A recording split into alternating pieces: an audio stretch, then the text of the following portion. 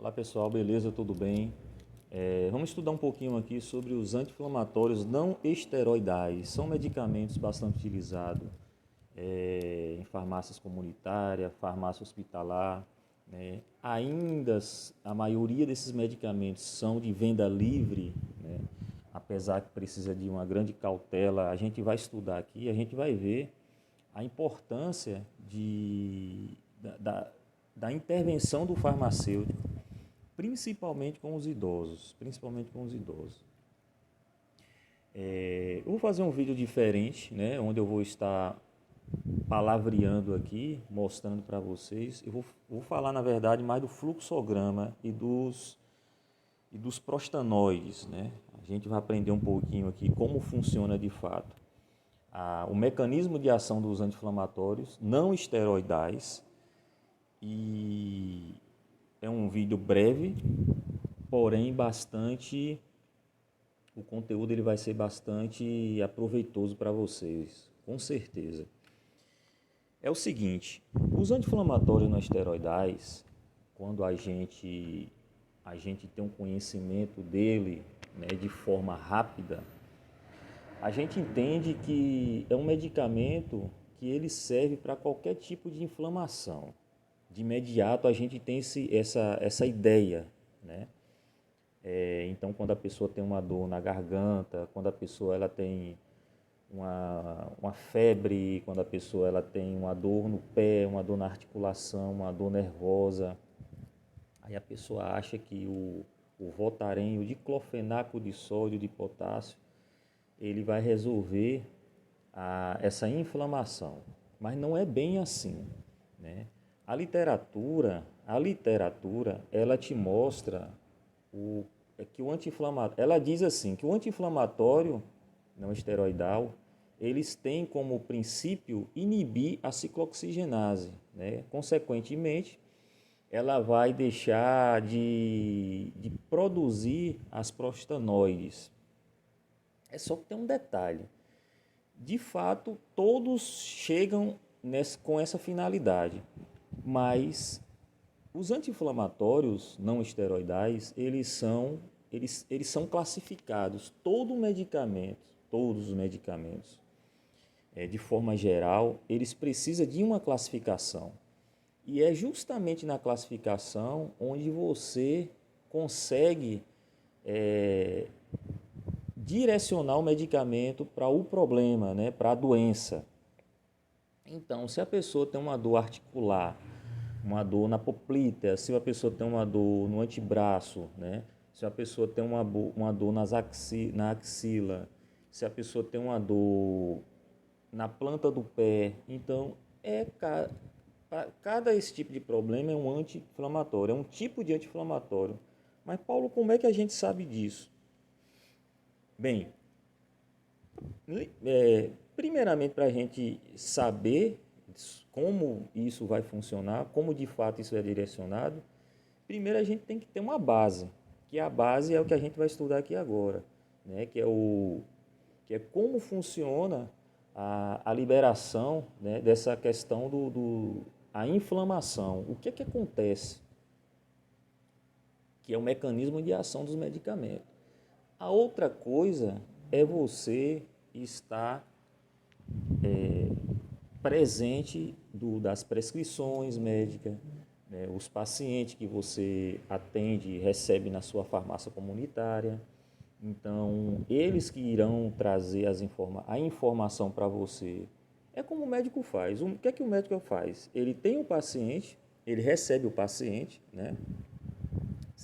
Se ele não sabe assim como o medicamento de fato vai funcionar, ele precisa fazer um estudo, um grupo de estudos, né?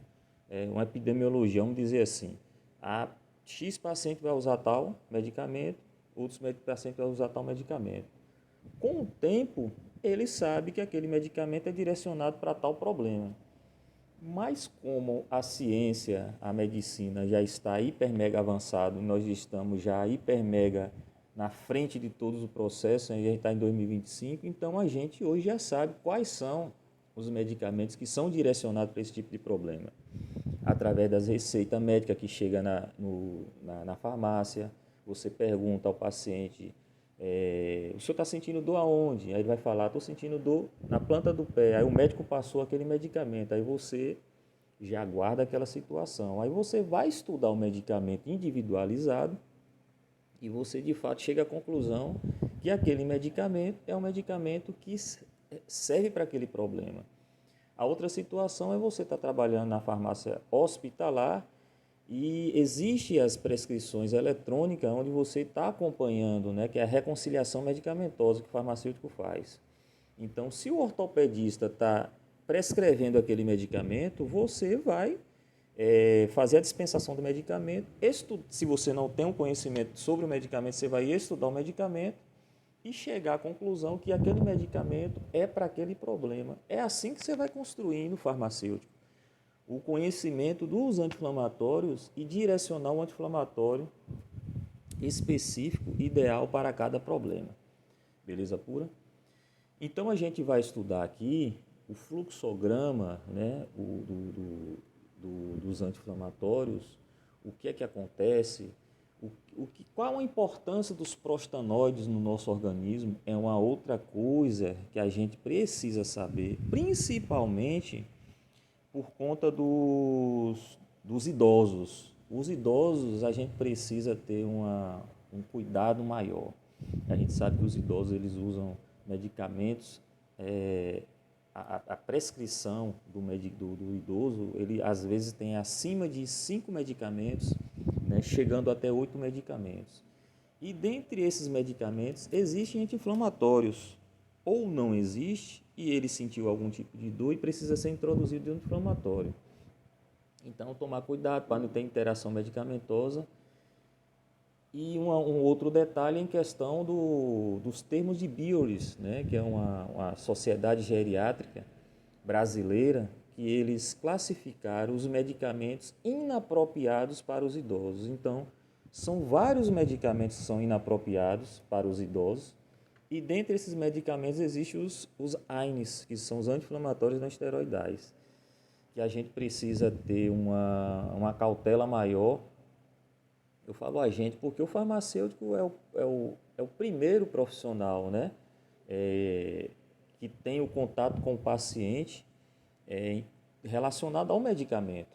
Ao medicamento, o primeiro é o farmacêutico. O cliente chega na farmácia, procura saber o medicamento apropriado para ele e tal, e tal, e tal. Dependendo do medicamento, se for um medicamento que precisa de retenção de receita, a gente precisa estar encaminhando esse paciente para um médico específico. E assim a gente vai construindo uma saúde melhor para esses pacientes, né? Especificamente para os idosos e as criancinhas. Então vamos lá. Eu quero falar um pouquinho aqui rapidamente, uma coisa que eu não falei, que eu vou citar aqui um pouquinho lá na frente, vai ser sobre os prostanoides. Né? Os prostanoides são substâncias, né, que são responsáveis por manter o nosso sistema fisiológico em homeostasia. Eles estão presentes no coração, no sistema masculino e feminino, né? No sistema renal, nos pulmões, né? Então, assim, eles são responsáveis por manter a homeostasia, o equilíbrio fisiológico do organismo humano. Então, a gente precisa ter cuidado com o uso do medicamento anti-inflamatório não esteroidal, porque é justamente o anti-inflamatório que vai inibir todo esse processo das prostanoides que causa a inflamação, né? E você elimina aquela inflamação. Ficou claro? Vou falar novamente. É um pouco complicado compreender isso. Olha só, o nosso organismo existe as prostaglandinas, os leucotrienos, lipoxigenases. Essas substâncias, elas são responsáveis por manter o nosso organismo em harmonia, fisiologia, né? fisiologia é a homeostasia. É só que quando existe uma inflamação no nosso organismo, seja ela provocada ou seja ela endógena, o que é que acontece nisso aí?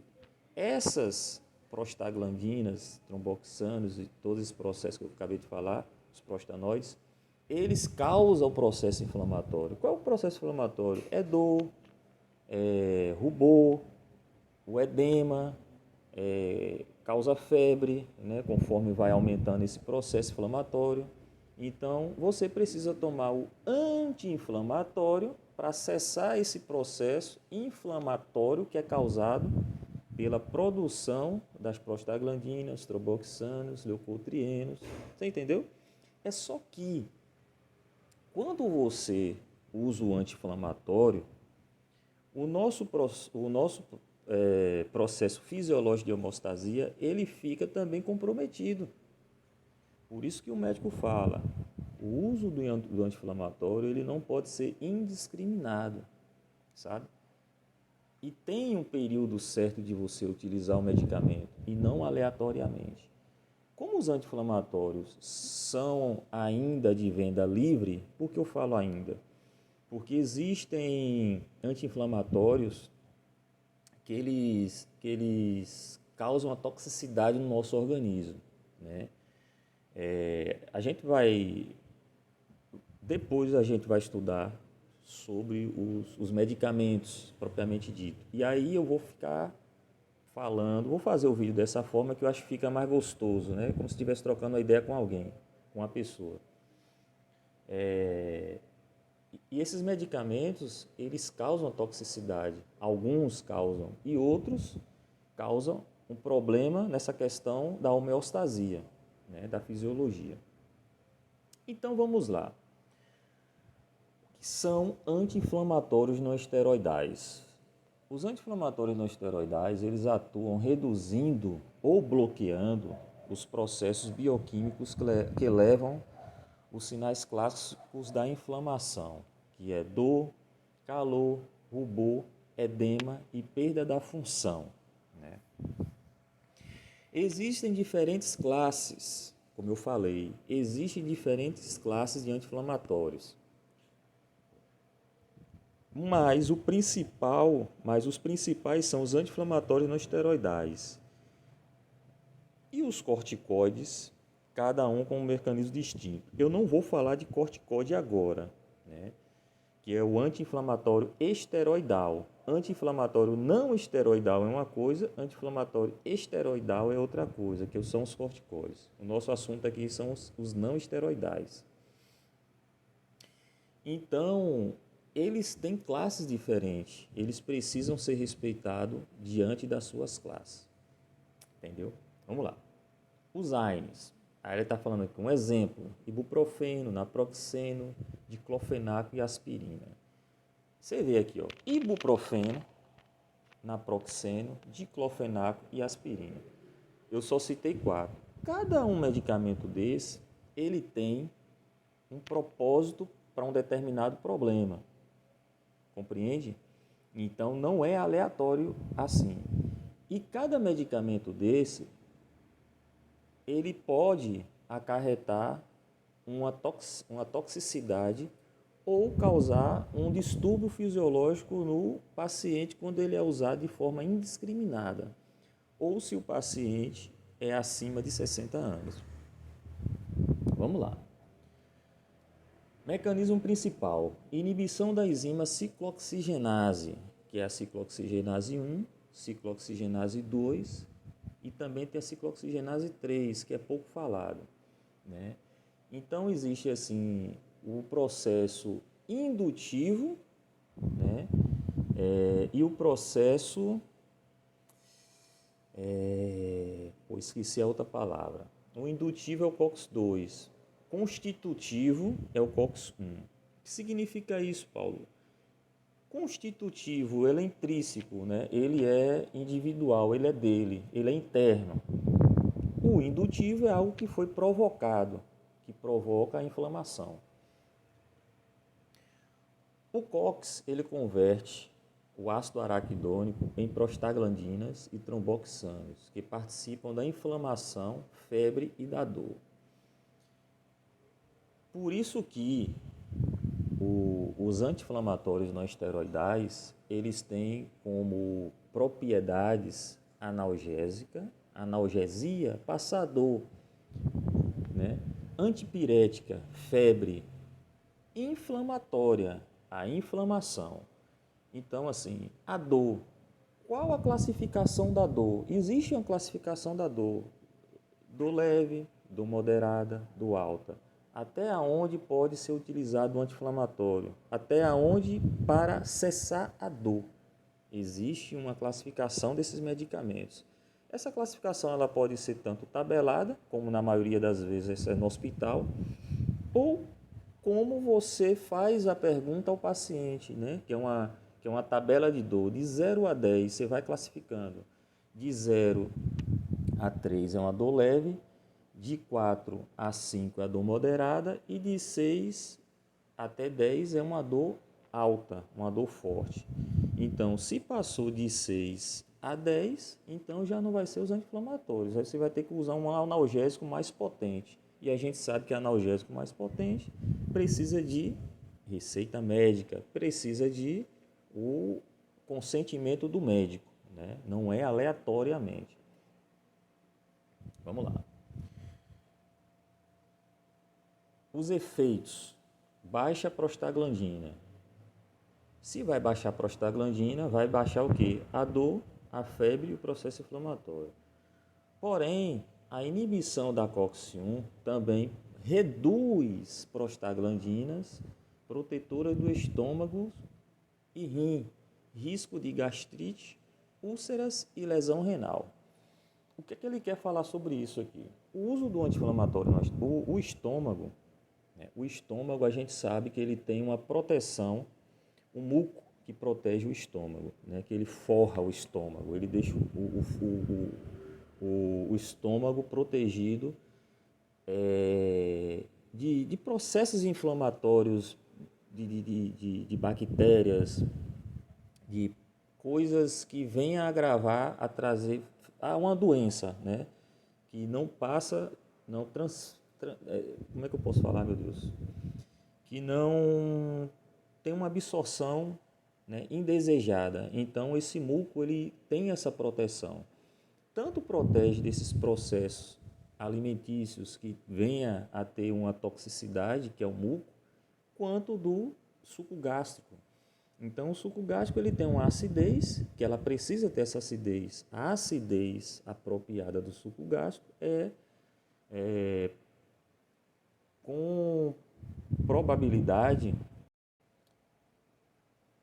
Então, como eu estava falando, o suco gástrico ele tem propriedade da acidez dele de fazer a emulsificação, a trituração, né, para que as vitaminas elas sejam absorvidas. Então, existe um pH específico para que isso aconteça. Então, se ele vai ficar basicar demais, aí não vai ocorrer esse processo e a pessoa vai ter deficiência de vitamina. Beleza? Mas isso não é o caso do nosso estudo, não. O estudo aqui é outra coisa. Vamos lá.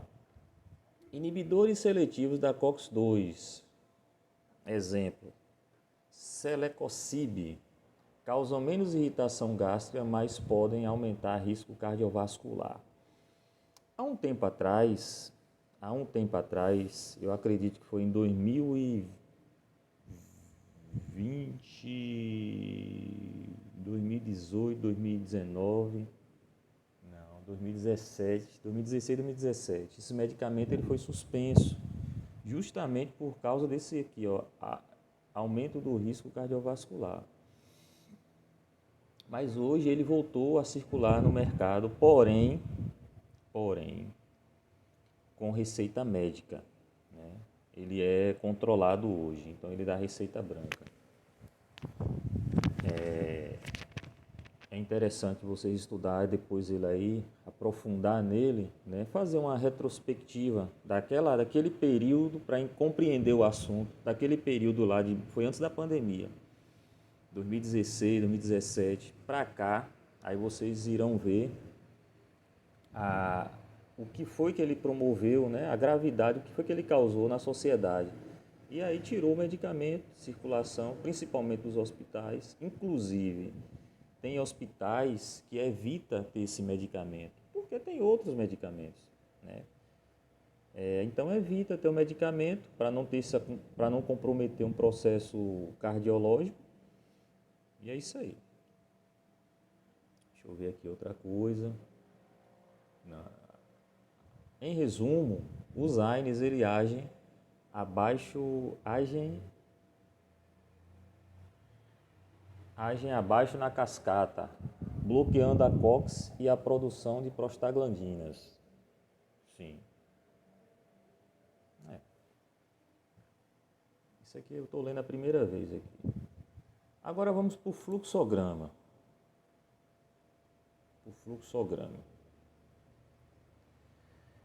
O que a gente vai estudar aqui, nessa parte aqui, vai ser o fluxograma de como de fato acontece o processo, né? E aí a gente depois vai falar um pouco da fisiologia, né, dos prostanóides.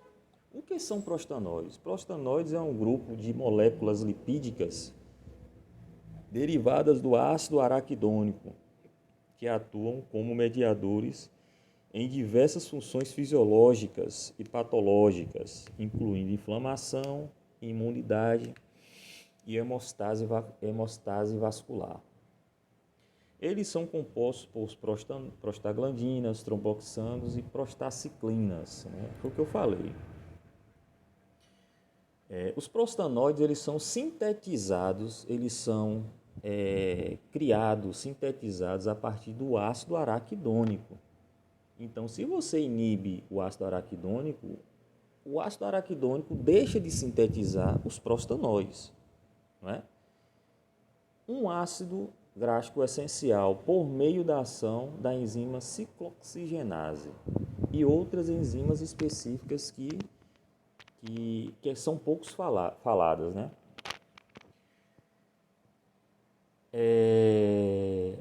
Aí agora a gente vai para o fluxograma aqui, ó. Um resumo. Então a gente tem, como é que vai acontecer isso? Fosfolipídios de membrana plasmática. Os fosfolipídios na membrana plasmática, né, na bioquímica, quando ela é ativada, o que é que ela vai liberar? O ácido araquidônico. Isso aqui é um fluxograma. O ácido araquidônico, ele vai sintetizar os prostanoides. Quem são os prostanoides? Lipoxigenase, ciclooxigenase. Então, existem duas vias. Existem as vias das lipoxigenases e as vias do ciclooxigenase, né? Quem são as ciclooxigenase? Ciclooxigenase 1, ciclooxigenase 2, ciclooxigenase 3. Quem são as lipoxigenases? São os leucotrienos. Aí a gente vê aqui, ó, os leucotrienos, eles agregam os neutrófilos, né? Os leucotrienos agregam os neutrófilos. Se eles agregam os neutrófilos, se você usar um anti-inflamatório, o que é que ele vai fazer? Ele não vai fazer essa agregação fisiologicamente. Entendeu? Aí você vem aqui para outra via da ciclooxigenase. A ciclooxigenase, ela vai liberar as prostaglandinas e os tromboxanos. O que é que os tromboxanos fazem? Agregam as plaquetas. E se você usar um anti-inflamatório não esteroidal, o que é que vai acontecer? Não vai ocorrer agregação plaquetária. Com isso vai causar o quê? O sangue vai ficar fluido e vai causar uma hemorragia. Qual é o anti-inflamatório que faz isso? O ácido acetil salicílico, não é verdade? Pronto. Aí tem a outra via, a outra que faz parte do ciclooxigenase, que é a prostaglandina. Eu falei tromboxana, agora é prostaglandina. O que é que a prostaglandina faz? Olha só, ela facilita a hemácia a atravessar o capilar, né, a parede capilar, devido à vasodilatação. adere os neutrófilos, aumenta a atividade de osteoclastos, causa um efeito pirogênico, causa febre, agindo no hipotálamo, né? Observação: as ações acima citadas ocorrem principalmente em caso de aumento de produção das prostaglandinas. Beleza? Então, se houver um aumento da produção das prostaglandinas, vai ocorrer isso. No caso aqui dos efeitos pirogênicos, que é causar febre, se a pessoa está com a febre interna e está causando esse processo de febre, é porque está tendo um aumento de prostaglandinas. E aí vai usar o antitérmico. Quem são os antitérmicos que a gente utiliza? A gente tem como característica principal, tem o paracetamol, que tem em gotas, paracetamol em gotas, 200 miligramas, paracetamol bebê, paracetamol criança, entendeu? Aí tem o paracetamol 500 miligramas comprimido e o paracetamol 700 miligramas comprimido. Esses medicamentos têm como propriedade baixar a febre, ele é um antipirético. Lembrando que o paracetamol, quando ele é metabolizado, ele tem um metabólito, que é o NAPQI, que ele causa uma toxicidade no fígado. Acima de 4 gramas de uso de paracetamol, precisa ter cautela para que eu não corra essa hepatite medicamentosa pelo paracetamol. Eu ainda sou um pouco radical. O ideal é que se usa o paracetamol no máximo 3 gramas ao dia, no máximo. Passando disso, já corre risco de ter esse processo de toxicidade no organismo. Então, eu já vou para esse lado. Eu não chego no padrão que é 4 gramas, não. Beleza? E tem um outro medicamento que baixa a febre, que é a dipirona. Dipirona monoidratada, dipirona sódica. Ainda tem gente que fala que dipirona monoidratada e dipirona sódica são coisas diferentes. É a mesma coisa. É a mesma nomenclatura. São nomenclaturas diferentes para uma substância só.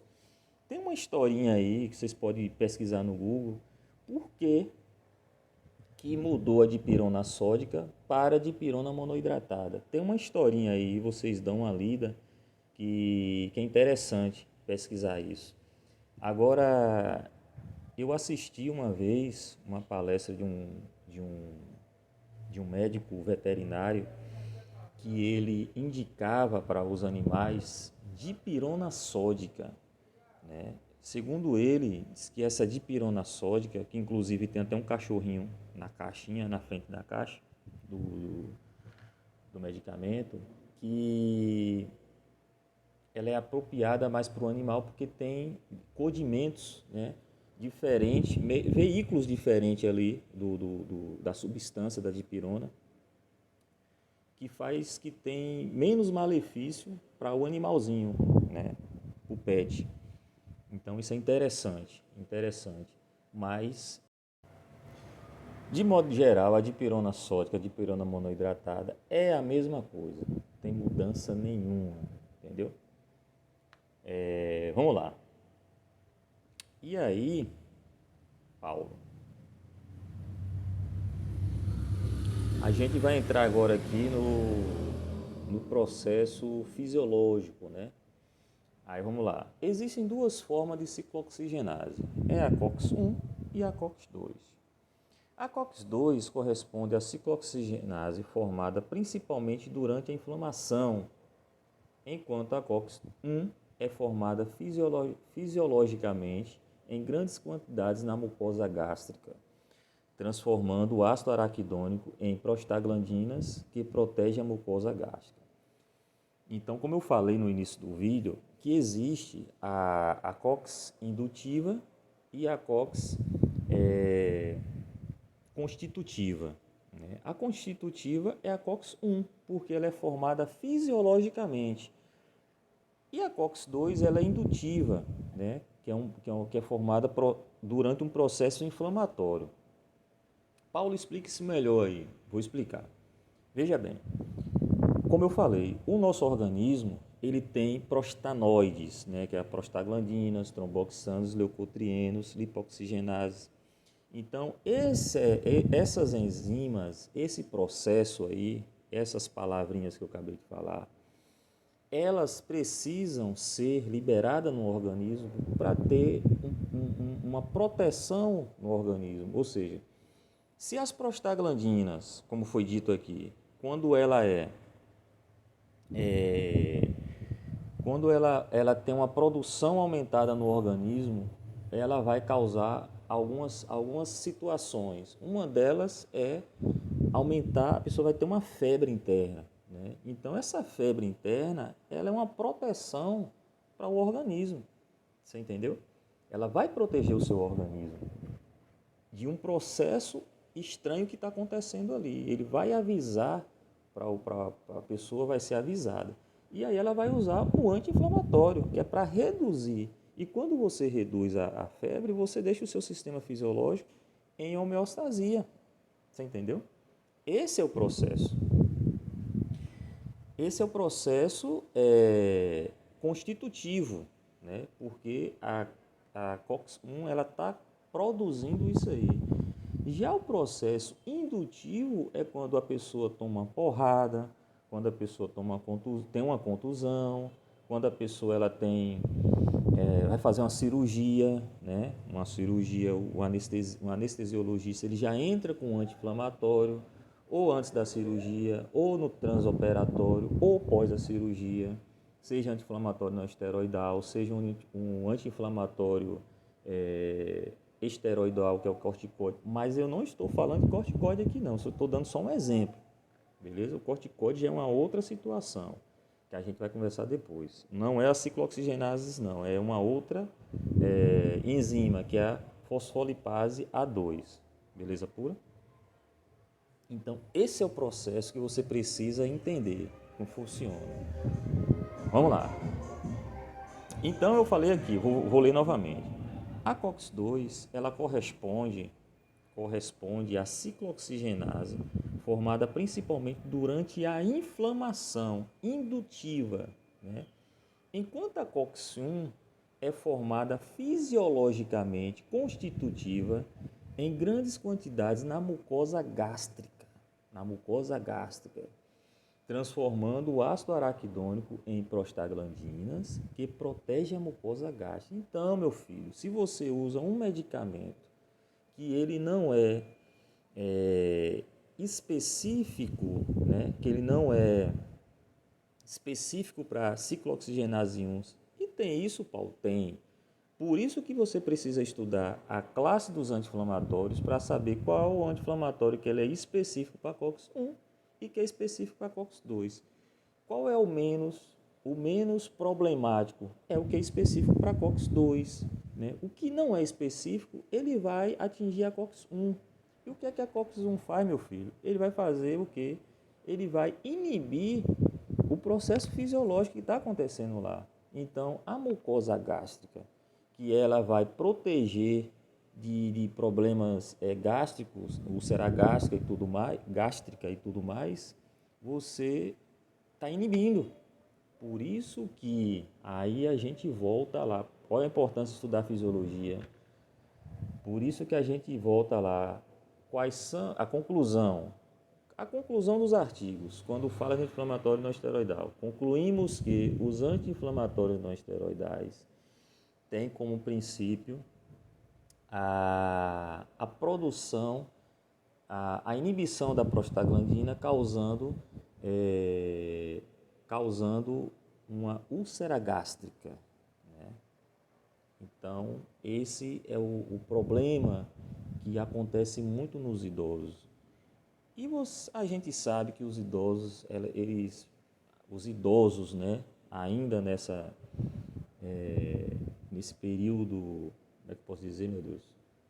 Nessa geração de idoso, né, eu acredito que na minha geração, né, na minha geração, da minha idade, quando eu estiver idoso, a gente já vai ter esse entendimento que o anti-inflamatório não esteroidal ele causa problemas gástricos, principalmente úlcera.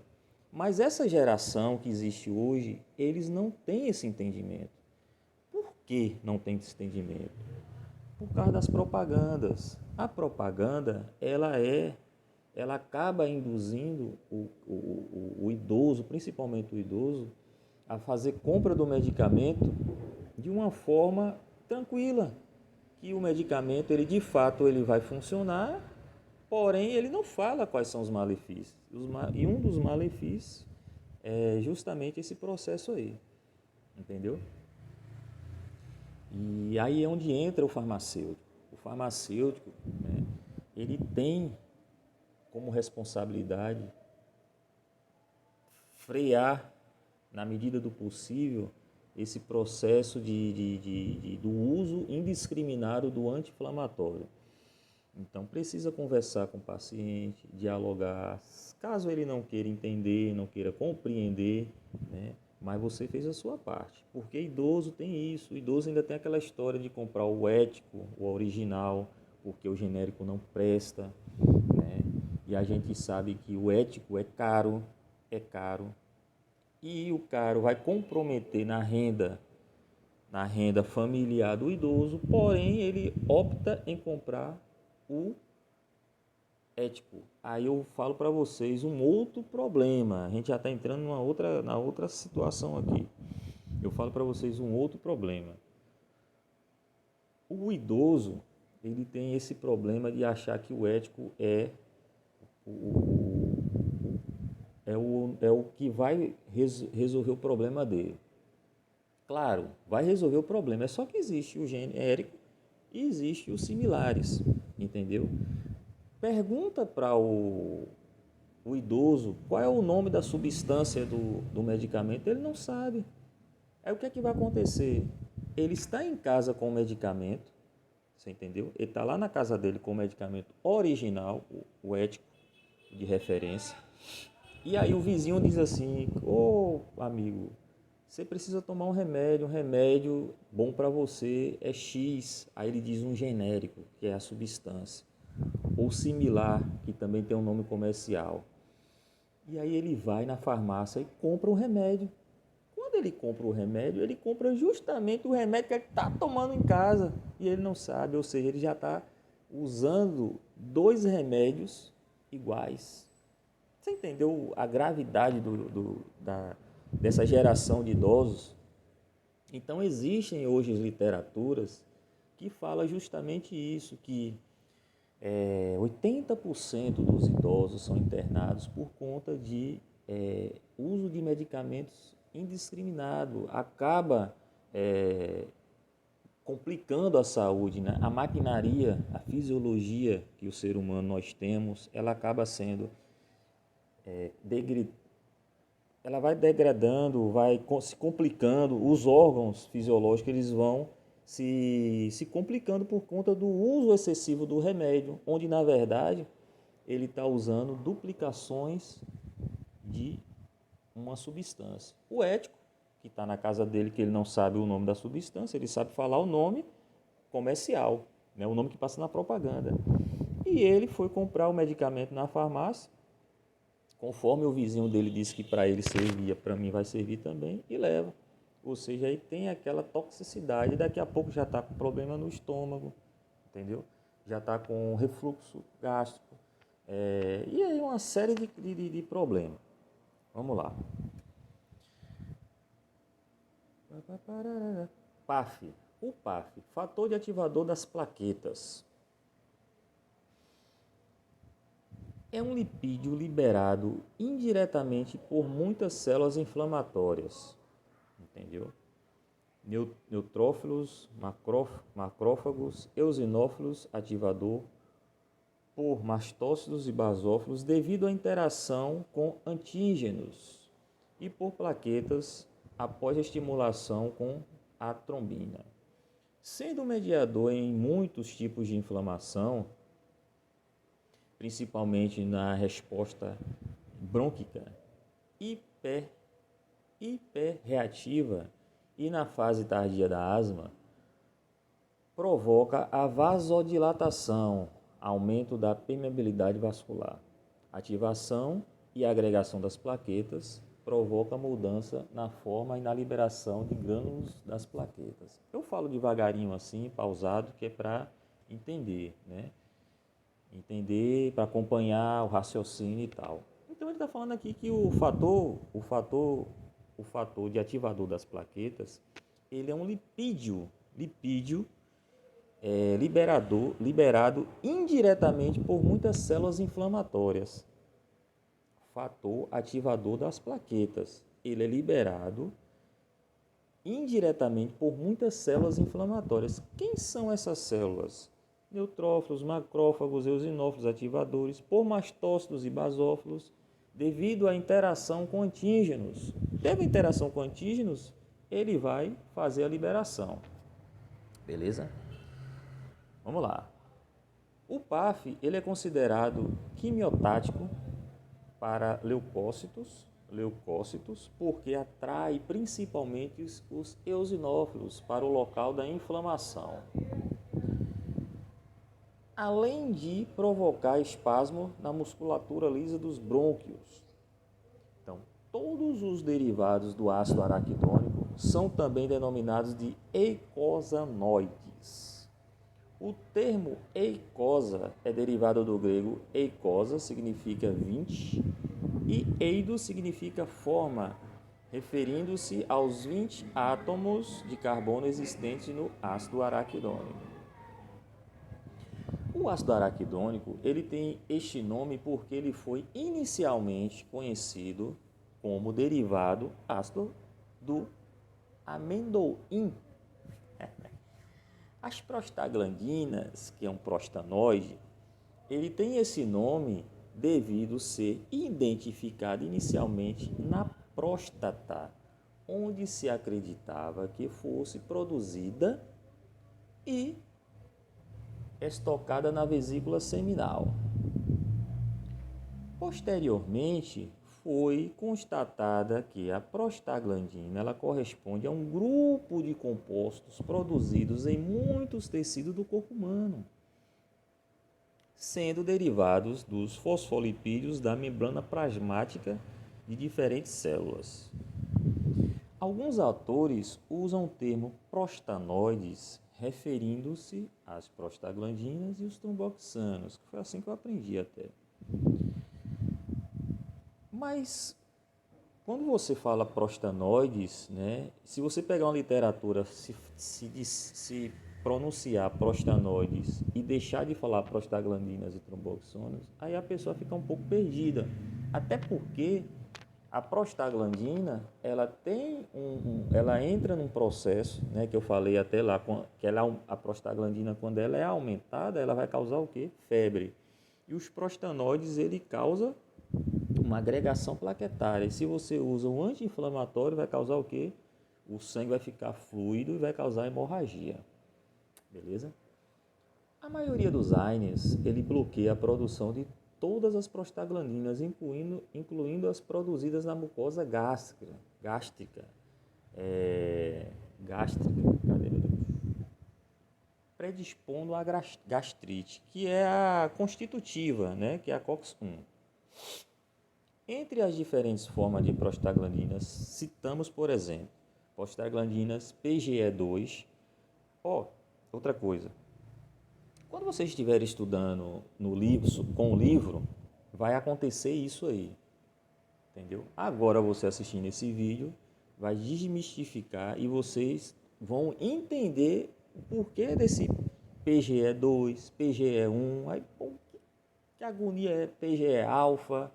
Então a gente fica sem entender, porque quando você está na literatura, você precisa depende da literatura, na verdade, né? Por isso que é bom você ler a literatura uma, duas, três. Você leu uma, não entendeu. Você leu duas, não entendeu. Você leu três, está mais ou menos entendido. Você lê na quarta que você vai entender o negócio. Você vai compreender de verdade uma literatura, né? Um livro grande, completo. Na quarta, quinta leitura, aí você vai compreender. Mas para fortificar isso, você tem que pegar um artigo. Porque o artigo, ele vai destrinchar todo esse processo aí, como a gente está lendo aqui, e vai deixar você com com entendimento mais claro, né?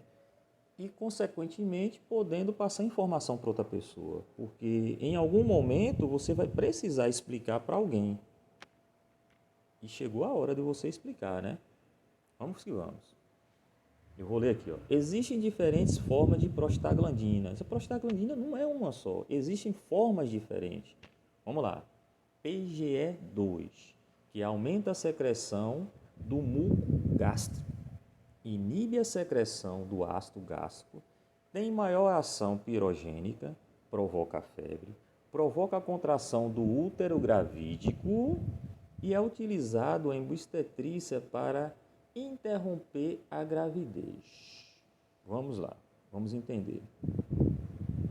Eu sei que alguém está aí falando assim, poxa, anti-inflamatório, se eu utilizar um anti-inflamatório, vai inibir essas situações, né? Vai reduzir, não vai inibir, não vai parar, vai reduzir esse processo aí, de fato vai reduzir. Agora, conforme você vai utilizando de forma indiscriminada, aí acaba, né, reduzindo, diminuindo e chegar um momento que vai reduzir. Então, de fato, as prostaglandinas, que é uma das formas, a PGE2, ela age fisiologicamente assim, aumentando a mucosa gástrica, que é protegendo a mucosa gástrica. Ela inibe a secreção do ácido gástrico, né? Ela tem maior ação pirogênica, né? Que ela faz com que a pessoa, o aumento da prostaglandina, PGE2, que agora você sabe, vai causar o quê? A febre. Então, quando você vê uma pessoa com febre, febre interna ou febre, aí você vai falar, pô, a pessoa está com um aumento de PGE2, olha que legal, né? Beleza? Provoca a contração do útero gravídico, né? É utilizado em obstetrícia para interromper a gravidez. Então, o uso de anti-inflamatório nesse processo da gravidez, ele precisa ser, ele é suspenso por conta desse, ainda mais se o paciente for, se a grávida, a gestante fizer uma cirurgia, um parto normal. Aí vai comprometer a contração do útero, que precisa ter contração do útero. Assim como os... Vamos dar continuidade. Vamos continuar. Assim como os AINES inibe a produção de endoperóxidos envolvendo as prostaglandinas e prostaciclinas, o uso desses fármacos predispõe à lesão na mucosa gástrica. As prostaglandinas, PGF-alfa já é outra, provoca a contração do útero, aumento do período pré-menstrual, né, e é derivada da destruição das hemácias acumuladas de modo fisiológico no útero. Olha que coisa interessante. Aumento provoca a contração do útero, provoca a contração do útero, aumenta no período pré-menstrual e é derivada da destruição das hemácias acumuladas de modo fisiológico no útero. Olha que beleza. Acredita-se que as prostaglandinas PGE1 e PGE2 presentes no sêmen facilitam a migração dos espermatozoides. Olha que coisa maravilhosa, né? Vou ler novamente. Acredita-se que os prostaglandinas PGE1, PGE2 presentes no sêmen facilitam a migração dos espermatozoides. Se você faz uso indiscriminado de anti-inflamatórios não esteroidais, o que é que vai causar? Ele vai comprometer a migração dos espermatozoides, entendeu? Entre as prostaglandinas encontra-se também a prostaciclina, que é a PGI2, que estimula a secreção da mucosa gástrica. bicarbonato, além de inibir a secreção do ácido gástrico. Estudos recentes têm comprovado que a enzima ciclooxigenase 2, agindo sobre o ácido araquidônico, derivado principalmente dos fosfolipídios das células destrutivas, é o principal gerador da prostaciclina. Portanto, esta enzima ela não é formada apenas durante o processo inflamatório. E, além da prostaciclina ser formada no endotélio vascular, ela tem importantes funções como a proteção cardiovascular, pois leva à vasodilatação, o que reduz a pressão sanguínea, inibe a agregação plaquetária, reduzindo o risco de aterosclerose, além de prevenir a proliferação dos miócitos vasculares, células do músculo liso vascular. Enquanto uma enzima ciclooxigenase 1A1 é a principal geradora do tromboxano, formando principalmente nas plaquetas que causam agregação plaquetária, vasoconstricção e proliferação vascular. Os leucotrienos eles apresentam este nome porque foram inicialmente encontrados nos leucócitos e possuem 3 duplas ligadas na sua estrutura. Os leucotrienos eles provocam a broncoconstricção, entendeu? Broncoconstricção, contração que causa redução na passagem de ar pelas vias aéreas. Um dos mecanismos que levam à crise asmática. Então vamos lá. Os leucotrienos, vou ler novamente. Você lembra qual é a via dos leucotrienos? O que é que ele causa? Vamos voltar lá. Página 2. Os leucotrienos, eles causam agregação, eles agregam os neutrófilos. Os leucotrienos é uma via. Os tromboxanos, os leucotrienos, as lipoxigenases, faz parte da lipoxigenase e ciclooxigenase, 2 vias diferentes. Lipoxigenase ela vai para a via dos leucotrienos, então agrega os neutrófilos. Beleza? Vamos voltar lá. Página 2. Então, os leucotrienos, eles agregam os neutrócitos. Os leucotrienos, eles apresentam esse nome porque foram inicialmente encontrados nos leucócitos e possuem 3 duplas ligadas na sua estrutura.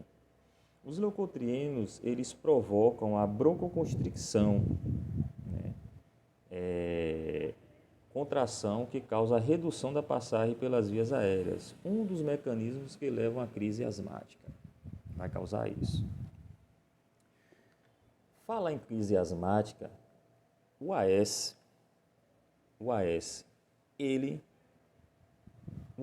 quando a pessoa... A gente sabe que a asma é uma doença que ela pode estar adormecida, Adormecida como assim, Paulo? A pessoa quando tem asma, ela faz um tratamento específico lá com o médico e aí ela fica muito tempo, um certo tempo, sem ter o processo asmático pelo tratamento que foi feito. Só que se essa pessoa fizer uso de AS, ácido acetil salicílico, ele vai reativar a asma, Ela vai reativar a asma. Porque o AS, ele inibe tanto a ciclooxigenase 1 quanto a ciclooxigenase 2, entendeu? Então, ele vai causar esse processo aí. Então, pessoas que têm asma ou que a mãe e o pai têm asma, o ideal é que não faz o uso do ácido acetil salicílico, porque vai desencadear o processo asmático novamente. Beleza pura? Depois você pega um artigo aí, dá uma lida sobre isso, é interessante. Vamos lá. Vamos finalizar aqui. Os pacientes que apresentam maior risco de desenvolverem doenças gastrointestinal devido ao uso do AINE são maiores de 65 anos, como eu falei, brancos, né? Lembrando que, para não ter o mimimi que as pessoas ficam nessa agonia, hoje não pode falar ter algumas palavras, né? Brancos, negros, índios, cafusos, gente, aí é epidemiologia, eu canso de falar isso. Então foi feito um estudo e observou que nesse estudo as pessoas maiores de 65 anos, os brancos com histórico anterior de sintomas gastrointestinais, né, e uso de forma inadequadas, esse grupo de pessoas aí vão desenvolver doenças gastrointestinais. Beleza pura? Então, galera, vamos ficando por aqui. Isso foi um pouquinho, mas tem muita coisa para falar sobre anti-inflamatório não esteroidal. Isso foi mais para passar para vocês o quanto é importante a gente estar estudando fisiologia. A fisiologia é direcionada para o que você deseja estudar, no caso foi o anti-inflamatório não esteroidal, ela precisa ser ativada, ela precisa ser estudada, para a gente compreender de fato como os medicamentos agem no nosso organismo, né? Você viu aqui que na literatura ele falou que os AINES eles são classificados, né?